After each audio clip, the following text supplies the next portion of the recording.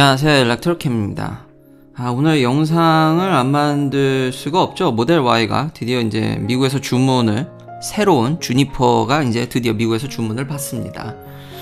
그것에 대해서 얘기를 안 할 수가 없기 때문에 그걸 잠깐 얘기하고, 또 전기차 관련이다 보니까, 그리고 지난 영상에서 그 전기차에 대한 관세라든지, 그러니까 좀 대비돼서 미국에 있는 입장으로서 그게 좀 놀랍다라고 얘기했는데, 댓글에 초반에 보니까 중국을 많이 이제 두둔하는 듯한, 그게 또 다시 한번 제가 하얀마음님 의견에 조금 놀랬지만, 또 댓글 초반 댓글 보고도 좀 놀래서 제가 그 부분에 대해서 다시 한번 좀 찾아봤고, 여기서도 이제 한국의 사태가 계속 이제 조금은 화제가 되다 보니까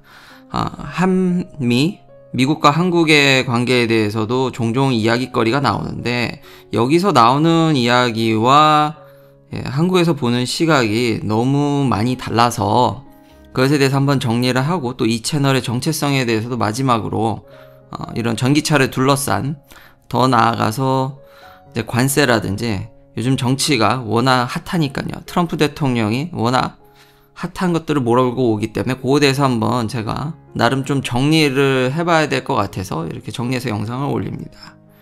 드디어 모델 Y가 나왔습니다. 뭐 예상대로 유출된 대로 그대로 거의 다 나왔고요. 심지어 범퍼의 카메라, 사이버 트럭의 그 부분을 차용했다라는 것이 저로서도 좀 반길 만한 부분이고요. 제일 중요한 건 가격이죠. 6만 불입니다. 이거는 당연히 텍스 크레딧을 포함하지 않은 금액입니다. 이렇게 디폴트 셋업이 테슬라 홈페이지에 가보면 미국에서 그 텍스 크레딧하고 가스 세이빙을 자꾸 합쳐가지고 해놔서 이제 싸게 보이려고 하는 일종의 마케팅이죠. 그래서 일단 기본 가격은 6만 불입니다. 6만 불 같은 59,990불이죠. 싸지 않죠. 왜 이렇게 비싸? 왜냐하면 풀 셀프 드라이빙을 이미 포함하고 있기 때문입니다. 테슬라는 진짜 이거는 원래 딜러가 하는 일인데, 누누이 얘기했지만 이게 회사가 이걸 직접 하니까 이게 너무 그냥 빤히 드러나니까, 새 차니까요. 이제 3월에 인도되는데 지금 주문하시면 지금 새 거잖아요. 그러니까 그 프리미엄을 받겠다라는 겁니다. 그래서 일각에서는 욕을 할 수도 있고요. 근데 기존의 모델 Y도 같이 팔고 있습니다. 그래서 대체적으로 한 10,000불 정도 차이가 나는데, 10,000불 이상 어떻게 보면. 근데 이건 올휠 드라이브 롱레인지입니다. 그러니까 지금 현재 당장 비싸게 팔겠다는, 그러니까 후륜구동이라든지 저렴한 버전은 나중에 나오겠죠. 그리고 이거는 사이버 트럭보다 그런 게 더 빨리 나올 겁니다. 대량 생산 모델이니까.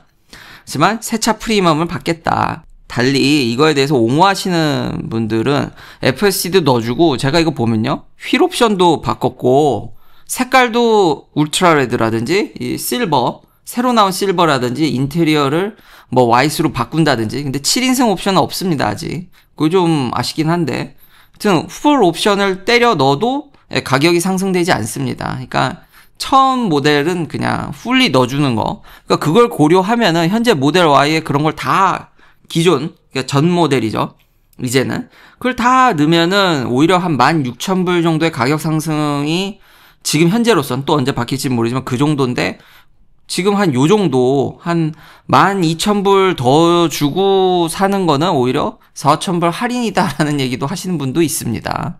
근데 본인이 옵션이 마음에 들어야 하고, 그거에 대한 웨이트 밸류를 어떻게 주냐에 따라서 이건 사람마다 다르겠죠.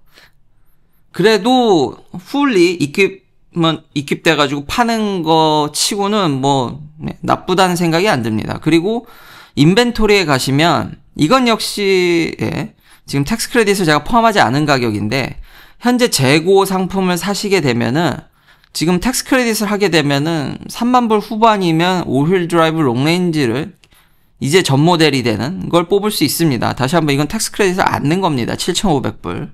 아직 그리고 살아 있습니다. 지난 영상에도 얘기했듯이. 그래서 제 리퍼럴 코드나, 한국에서 사셔도 제 리퍼럴 코드를 써셔도 되고요. 제게 안 된다 하더라도 혹시나 주변의 분들 걸 사셔서 그것까지 할인 받으시면은 괜찮은 딜이라고 생각이 되어집니다. 그러니까 제게 아니더라도 주변의 분들 리퍼럴 코드 꼭 쓰셔가지고 그것까지 할인 받으셔서 1,000불인가, 이거 그전에는 연말까지는 2,000불 막 이렇게까지도 할인해 준 적이 있는데, 이제 지금은 제가 알기로 한 1000불, 한 뭐 500불 거기 언저리일 겁니다. 그래도 그거라도 적은 돈이 아니죠. 그 할인 받으셔서 38,000불대 그러면 나쁘지 않은 딜이라는 생각이 듭니다. 더군다나 블루로 색칠을 했는데 이런 거 보면은 근데 색깔은 또 그때그때마다 시가로 가격이 막 변동되는 면도 있는데 그건 몇백 불 수준이니까요. 기존 모델들도 괜찮은 딜인 것 같고 역시 테슬라답게 이 가격이 6만 불 그렇지만 풀옵션이다. FSD랑 색깔, 인테리어까지 다 하고 휠까지 바꿔도 가격이 안 변합니다. 그래서 풀옵션을 좋아하시는 분들한테는 오히려 싸게 사는 걸 수도 있겠습니다. 한번 또 모델 Y의 선전을 또 기대해 보겠습니다. 베스트셀링 카잖아요. 전 세계 최고의 전기차 아니겠습니까? 그리고 이제 상세 스펙 보면은 저는 개인적으로 모델 Y 저도 가졌었으니까요. 승차감이 나쁘다는 생각이 안 들었는데 한국에서는 승차감에 대한 비판이 많이 있었죠.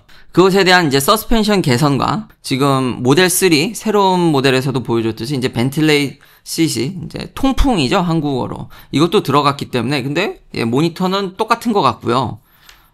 그리고 카메라 하나 더 들어갔죠. 그리고 글래스 이 부품이 좀 바뀌었습니다. 이제 리프렉티브 코팅이 들어가 있는 요것도 괜찮은 것 같습니다. 그러니까 많이 부품적으로 업그레이드를 한 모습이 보여지고요. 관심 있으신 분들은 꼭 미리 사셔도 근데 다시 한번 풀 옵션일 때 자 이제 모델 Y에 대해서 얘기를 했으니까 중국산 전기차에 대해서 미국은 100% 관세를 붙이는데 한국은 심지어는 보조금까지 줘서 댓글이 저도 좀 깜짝 놀랐는데 그것에 대해서 좀 얘기를 해보면 첫 번째 제 인상은 그쵸 이제 한국이 중국 눈치도 봐야 되고 시장이 워낙 크니까 강대국들이니까 근데 그럼 왜 미국 눈치는 제 얘기는 안 보냐라는 거죠.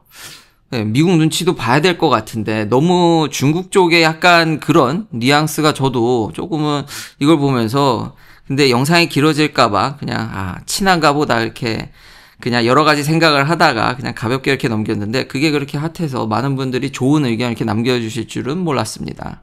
근데 기사를 그래서 제가 한국 기사를 좀 찾아보니까 한국산업통상자원부 관계자가 관세를 검토할 수도 있다 그러니까 관영 매체 중국 쪽에서 그랬다가는 이런 얘기를 이제 너희도 피해볼 수 있다 막 이런 얘기를 막 하고 있더라고요. 확실히 중국도 세죠. 관세가 전혀 없는 게 아니라 이제 기본 관세율은 적용하고 있더라고요. 한 8%. 근데 그 나머지 것들은 다 동등하니까. 그러면서 이제 댓글에 보니까 그죠 강대국끼리 얘기다. 근데 저는 그거에 대해서 지금 조목조목 다 제 나름의 의견을 또 이렇게 피력하고 싶은데 다른 나라 유럽이나 일본은 어떠냐. 유럽은 심각하게 때립니다. 이 정도면은 여기도 거의 안 받겠다라는 식인 거죠. 전에도 한번 얘기를 하긴 했는데 BYD 17% 뭐 지리는 18.8% 사이트 같은 경우는 35.3%입니다. 근데 이게 기존 스탠다드 10% 위에 더 때리는 겁니다. 상당한 거죠. 이거 위에 더 때리는 거기 때문에 기본 거의 뭐 30% 가까이는 맞고 시작한다고 보시면 되겠습니다. 그러니까 유럽도 상당히 견제를 하죠. 그리고 보조금도 안 줍니다, 당연히. 그리고 일본은 어떤가요? 일본도 뭐 때리는 거 아니냐? 아니요. 일본은 무관세입니다. 근데 여기 나와 있듯이 전기차 비중이 일본이 굉장히 낮습니다. 그러니까 전기차 시장을 오픈한다 하더라도 일본한테 그렇게 타격이 없습니다. 그러니까 하이브리드 카 위주의 시장이다 보니까 왜냐면 한국의 전기차 시장이 더 큰 것 같더라고요. 더 활발하고. 그래서 유독 제가 이렇게 보게 된 것 같고 그러니까 유럽도 어느 정도는 맞는다. 그러니까 미국같이 100% 때릴 수는 없겠죠. 그래도 그냥 보조금까지 줘가면서까지 팔아야 되나라는 그러니까 미국에 있는 입장에서는 그게 좀 크게 다가온 거죠. 우방 아닌가?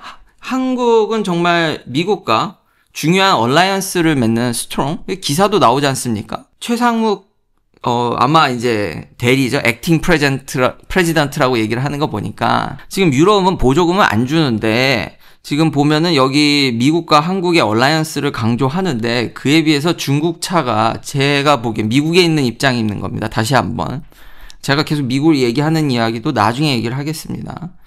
근데 그거에 비하면 그러니까 당연히 제 입장에서는 조금 놀랄 수도 있는데다가 남겨주신 의견대로 진짜 SK랑 롯데렌터카가 중국계 펀드에 넘어갔기 때문에 일반 소비자들한테 그쵸 지금 댓글에 너무 다 좋은 의견을 남겨주셔서 진짜 다시 한번 감사드립니다. 모든 의견은 저는 댓글을 막거나 그러진 않습니다. 많이 남겨주셔서 너무 감사합니다. 근데 제가 막거나 그러진 않는데 거기 보면은 다른 유튜버분의 자료라든지 이런 것도 그런 게 저는 그런 댓글이면 더더욱이 그냥 이렇게 의견을 남기시는 것보다 근거를 주시면은 더더욱이 저는 감사하죠.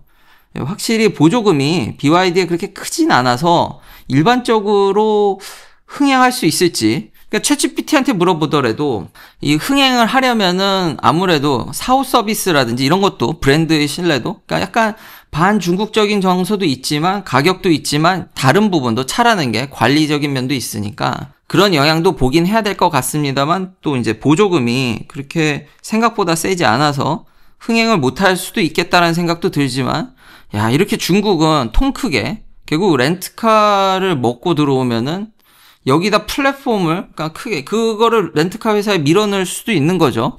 이런 식으로의 전략도 가능하기 때문에 확실히 크게 들어오는구나라는 생각도 그래서 주의를 할 필요는 있는데다가 이제부터 예전부터 제가 이거 많이 얘기하던 건데 첫째 이제 중국에 그러니까 큰 나라고 큰 시장이고 포기를 못하는 것도 저도 이해를 합니다.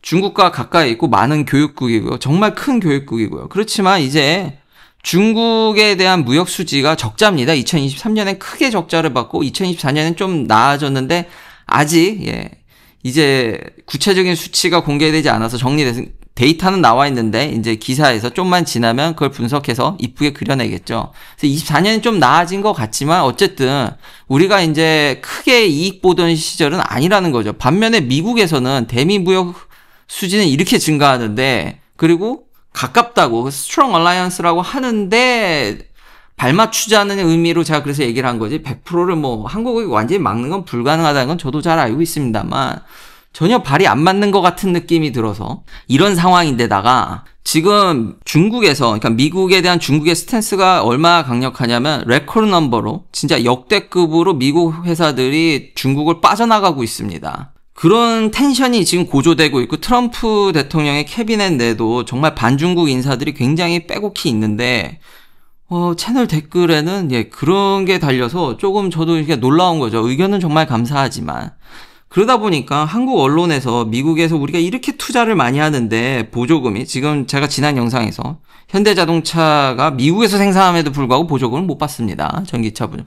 물론 다 없어질 수도 있기 때문에 어떻게 될지는 또 가봐야겠죠. 정말 한 치 앞을 못 보는 정말 다이나믹하지만 어쨌든 지금쯤이면 미국에서 만들면 보조금 받는다고 옛날에 제가 영상을 얘기했을 때 그렇게 비판이나 이런 것도 가해졌고 마치 흡사 제가 옛날 인산철 얘기할 때랑 참 비슷한 것 같은데 미국에서는 한국을 이렇게 좋아하려다가도 중국과의 관계가 한국의 입장은 이게 미리 결론을 얘기하면 한국은 항상 중국과 이제 미국에서 최대한의 이익을 뽑아내려고 하지만 안타깝게 미국에서 보는 입장에서 그리고 지금 현재 외교적인 트렌드가 이게 중간에서 미국한테는 중국 때문에 어쩔 수 없어요. 중국한테 가서 미국 때문에 어쩔 수 없어요. 이러면서 최대한의 이익을 뽑는 시절은 지나간 것 같습니다. 여기에 어떤 외교 전문가분들이라든지 뉴스를 이렇게 종합해서 들어보면은 이제는 그러기는 어렵다라는 게 거의 중론인 것 같습니다. 그러니까 반도체도 표면상은 미국에 삼성이 이제 투자 금액을 줄여서 그렇다고는 하지만 사실 계속 SK하이닉스와 삼성이 중국에 정말 큰 공장이 여전히 있거든요.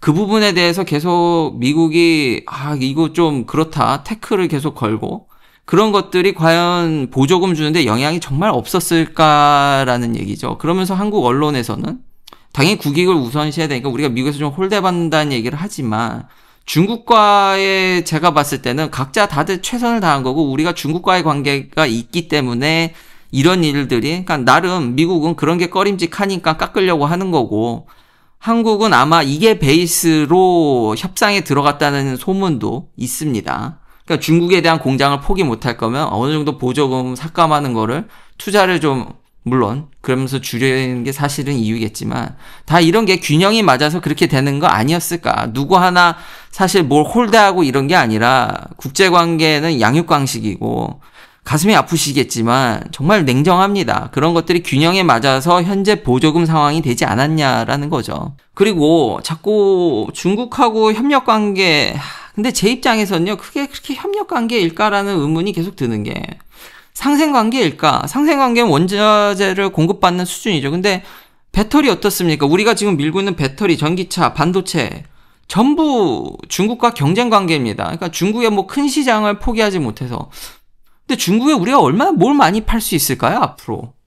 배터리는 CATL이 만만치 않습니다. 뭐 디스플레이는 이미 다 넘어갔고, 반도체는 레거시, 창신 우리 CXMT를 앞장서서 이미 레거시 메모리도 그렇고 중국 내에서도 자국 기업을 위주로 서포팅하고 있고 반도체도 밀리고 지금 당장이야 조금 어떻게 할 수 있을지언정 장기적인 미래를 본다 그러면 지금 피해를 감수하고라도 이걸 좀 컷해야 되는 거 아닌가라는 생각이 드는 거죠. 과연 언제까지 원자재만 공급하면서 중국이 살겠습니까? 우리가 차세대로 밀고 있는 모든 산업이 중국과 정말 치열하게 경쟁하는 상황인데 그런데 자국 시장에서 보조금까지 퍼져가면서까지 물론 당연히 흥행에는 보조금이 의외로 이렇게 잘 주지는 않아서 그렇게까지는 아닐지언정 렌트카도 이렇게 들어가고 그런 기업들이 또 들어가게 되면 한국이라는 시장이 그렇게 뭐 또 작은 시장은 아닌데 큰 나라에 비하면 작지만 또 그러면 또 기업이 진출해 있으니까 정치인들도 개입이 될 테고 근데 그런 관계들이 점점 될 텐데 한미의 어떤 그런 얼라이언스를 강조하는 입장에서는 글쎄요 그게 참 그리고 삼성 갤럭시 S25가 이제 잘 나왔더라고요. 이제 언팩을 했는데 놀랍게도 이 안에 삼성 반도체가 하나도 없습니다. 예, 그게 좀 놀랍죠? 예, AP는 퀄컴의 스냅드래곤 8 엘라이트고요. 그러니까 퀄컴제죠. 메모리는 놀랍게도 그렇게 메모리를 잘 만드는 삼성인데도 마이크론제를 썼습니다. 초기 물량은. 근데 뭐 이제 벤더 문제라든지 여러 가지 이제 공급을 다각화한다라든지 뭐 여러 가지 이유로 이랬을 수도 있지만 상징적으로 그래도 메모리 1등 기업인데 자기가 파는 스마트폰의 메모리를 마이크론을 쓴다라는 게 이것도 좀, 예. 그러니까 결국 껍데기만 삼성인 거지 안에 메인 파트는 미제 아니면은, 다 미제네요? 예, 미국 거네요? 근데 이렇게 스마트폰을 만들면은 과연 중국이랑 경쟁이 될까요? 중국하고 우리가 뭐가 다른 거죠? 차이점을 잘 모르겠다라는 거죠. 더군다나 삼성은 중국에서 스마트폰을 많이 파나요? 못 판지 꽤 되지 않았나요? 현대자동차도 그렇고요. 옛날엔 정말 많이 팔았지만 그에 비하면 정말 많이 줄었죠. 지금 뭐 스마트폰 더 할 거 없이 줄었고요. 그런 와중에서 그쵸. 근데 댓글에 식품이라든지 이런 거는 저도 그런 건 미처 생각을 못했습니다. 그래서 좋은 의견들 진짜 다시 한번 감사드리는데 이런 기술이나 어떤 스마트폰이라든지 전기차라든지 이런 트렌드를 다루는 입장에서 그렇게 핵심적으로 보는 것들이 한국과 중국은 오히려 시장을 놓고 경쟁하고 오히려 한국이 시장을 뺏기는 상황인데 꽤 여전히 중국을 두둔하는 듯한 많은 댓글에 정말 다시 한번 놀랐습니다. 뭐 전기차 마찬가지고요. 근데 이제 중국에서 부품이라든지 이런 게 오지만 언제까지 중국이 그런 것만 하겠냐라는 겁니다. 자율주행 및 해서 벌써 중국은 절대로 기술 후진국이 아닙니다. 많은 분들이 그걸 착각을 또 하시는데 중국은 기술이 나면 낫지 부족하지 않습니다. 싼 거부터 비싼 것까지 스펙트럼을 다양하게 만들 수가 있습니다. 그리고 다시 한번 세계적인 트렌드 미국의 트렌드가 아직까지는 좀 세계적인 트렌드죠. 그러니까 미국의 트렌드는 중국과는 각을 세우는데 그런 입장을 계속 몸소 이렇게 느끼다 보니까 저런 게 나중에 문제가 안 될까? 지금 캐나다나 멕시코에도 관세를 때리겠다는 대통령이고 미국 우선주의로 회귀하는데 과연 이런 기조에 이런 분위기 하에서 중국 쪽으로 붙는 게 아무래도 저는 우려스럽다라는 게 표현이 되는 거죠. 그리고 이 채널의 이제 정체성. 이 채널은 테슬라 얘기입니다. 테슬라를 중점으로 그거에 파생되는 테슬라의 모든 거 테슬라를 얘기하는데 이거 미국 기업입니다. 미국 기업이고 중국에 아무리 큰 공장이 있어도 그쵸? 뭐 이제 중국에서 만들어진 차에 만약 관세를 부과하면 지금 한국은 이미 중국제 테슬라가 들어가니까요. 미국에서 수출하면 되죠. 지금 트럼프 대통령은 미국제 물건을 많이 사라고 하는데. 기가 상하이라는 큰 공장을, 그러니까 대단해요, 테슬라는 진짜. 그때 반대들이 많았는데 오히려 한국 시장에는 그럼 중국 걸 받든지 미국 걸 받든지 양쪽으로 들이미니까 그러게요. 그럼에도 테슬라에 대해서 약간 홀대받는 느낌이 있는데 한국 정부의 스탠스가 참 그것도 조금 놀라운데 앞으로는 이러다가 큰일 나지 않을까? 저는 좀 너무 그러니까 친미적인 발언일 수도 있긴 한데 다시 한번 이거는 테슬라 채널입니다. 미국 기업이에요. 기가 상하이가 있다 하더라도 모든 R&D와 집중 역량은 테슬라는 미국 기업입니다. 그리고 그 회사 CEO가 지금 현재 대통령의 최측근 중 한 명입니다. 그러니까 아무래도 그런 부분을 알려드리다 보면은 제가 아무래도 친미적인 성향이 보일 수밖에 없을 거라고 미리 이렇게 다시 한번 얘기를 합니다. 근데 여기 와서 중국 얘기가 그거 좀 놀랐습니다. 그래도 좋은 의견들 진짜 다 감사하고 또 최근에 일론 머스크 이런 논란이 있었죠. 이제 나치 같은. 근데 이분의 이제 성향을 좋게 보는 사람이라면 본인도 그런 의도가 아니라고는 하지만 그러니까 좀 점잖게 비판하는 사람들은 이제는 대통령 최측근이 됐기 때문에 꼬투리 하나하나가 정치적으로 해석이 되고 다 트집 잡힐 수 있기 때문에 사실 정치인들은 좀 행동을 조심해야 되는데 이분 성향이 그렇지 않죠. 그냥 솔직하게 좀 더 자유적인 면을 강조하고 언론의 자유도 그렇고 자유로운 표현을 더 중요하기 때문에 그냥 흥분해서 마음 가는 대로 이렇게 표현할 수도 있다라고 저도 보여지는데 어떻게 보냐에 따라 다르겠죠. 이런 논란도 있었다라는 점. 그런 이제 구독자님께 맡겨드리도록 하고요. 근데 이분 성향을 이해한다라면 오히려 그분 과거 또 이렇게 얘기하면 또 과거 발언들을 해서 나치주의에 빠진 거 아니냐 뭐 이런 얘기도 하는데 글쎄요. 일단 제가 정치를 바라보는 게 항상 시스템이라든지 여기서도 좌쪽인 분들은 아니 근데 트럼프가 이미 대통령으로 됐고 오히려 이제 이분을 싫어하시는 분들도 있는데 당연히 싫어하는 분이 있겠죠. 있는데 그거보다는 앞선 그런 국익을 우선한다든지 이러면은 현재 트럼프 대통령 하에서 어떻게 하면은 국익을 맥시멈을 하고 개인적으로도 어떻게 하면 내 삶을 좀 더 윤택할 수 있는 쪽으로 이렇게 생각해 보는 게 저는 어떨까? 그게 더 건설적이지 않을까? 현재 벌어진 일에 대해서 대응을 해야지 그걸 없애려고 한다고 그게 없어지나요? 좀 그런 스탠스를 저는 많이 갖고 있습니다. 그래서 다시 한번 이 채널은 이렇다. 아니 테슬라를 추종하고 테슬라에 대한 약간 팬심도 있고 이런 걸 다 알려주는데 중국 얘기가 제 채널에 그래서 신기했고 그리고 또 다른 이슈로는 기왕 말 나온 김에 이제 일론 머스크가 지금 스타게이트에 대해서 비판을 좀 했죠. 이제 역대급으로 정부가 투자하는데 정부가 아직까지는 돈을 그렇게 넣는 것 같진 않습니다. 그러니까 법적인 면, 규제적인 면, 나중에 추후 재정 지원을 할 수도 있지만 그것보다는 초기 자금은 소프트뱅크라든지 오라클이라든지 오픈AI도 펀딩에 성공을 했죠. 그 돈이 이제 스타게이트에 이제 투여될 텐데 챗GPT가 요즘 너무 똑똑해요. 그러니까 일론 머스크 편을 들면은 돈이 없죠. 왜냐하면 발표한 거는 뭐 $500 빌리언 달러잖아요. 그럼 뭐 한 700조 넘는 거죠. 지금 환율로. 그럴 돈은 없죠. 지금 현재. 그리고 저거를 지금 한 방에 붙는 거는 아니니까요. 뭐 최대한 빨리 많은 투자가 이루어지게 하려고는 하겠지만 아직 기간에 대한 것도 좀 불확실하게 합니다. 근데 그렇다고 캐시가 전혀 없냐? 이제 일론 머스크의 클레임을 이제 또 디펜스하면 아니라는 거죠. 소프트뱅크나 오라클이나 아까 얘기했듯이 오픈AI도 펀딩에 성공했기 때문에 초기에는 그게 뭐 1, 2조 원이 아니라 수십조 원을 부을 수도 있고 그 외에 마이크로소프트도 뭐 $80 빌리언 달러 이거 100조잖아요. 그럼 거의 뭐 이거 80조는 넘는 돈인데 뭐 이런 돈들이 정부와 직접 간접적으로 협력한다 그러면은 충분히 좀 갈 수 있지 않을까라는 생각이 들고요. 근데 일론 머스크는 여기 이제 한 명과 관계가 안 좋기 때문에 견제성 그리고 여기에 스팟라이트를 받는다든지 AI는 자기도 지금 테슬라도 그렇고 FSD를 하기 위해서 정말 중요한 파트고 XAI에도 그렇고 자기도 중요 파트가 있는데 약간 그냥 견제적인 거죠. 화제성이 돈이 되기 때문에 본인의 성격 여와 다르게 요즘 그 트렌드니까요. 그러니까 그게 좀 멀어지는 거에 대한 견제적인 발언? 이걸 가지고 또 뭐 관계가 틀어졌네 그렇게 보는 거는 좀 너무한 거 아닌가.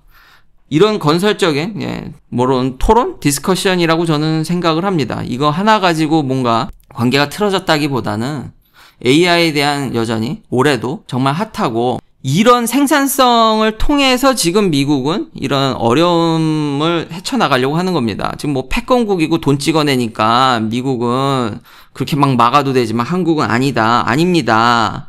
찾아보면요, 지금 미국도 쉬운 일이 아닙니다. 이게 너무 돈을 많이 찍어냈어요. 그러니까 그냥 찍어낸 건 아니고 이제 국채를 발행하는 건데, 자, 이게 안보랑 엮이게 되면서 이게 지금 미국도 이득이 나서 당장의 이득을 보고 하는 일이 아닙니다. 아니, 당연히 인건비 비싸고 이 규제 많은 나라에서 제조업을 하겠다라는 게 쉬운 일이겠습니까? 지금 미국의 이익을 당장 단기간에 극대화하는 거는 여전히 중국과의 관계를 개선하고 중국에서 물건 사다 쓰는 게 제일 좋습니다. 세계의 공장입니다, 중국이. 제가 중국을 그렇게 무시하지 말라고 배터리 때부터 LFP 때부터 얼마나 얘기를 했습니까? 진짜 잘 만듭니다. 정말 잘하고요. 그걸 사다 쓰는 게 낫지, 관계를 개선하고. 이걸 경쟁에서는 정말 뼈를 깎는 고통을 감내해야 될 수도 있습니다.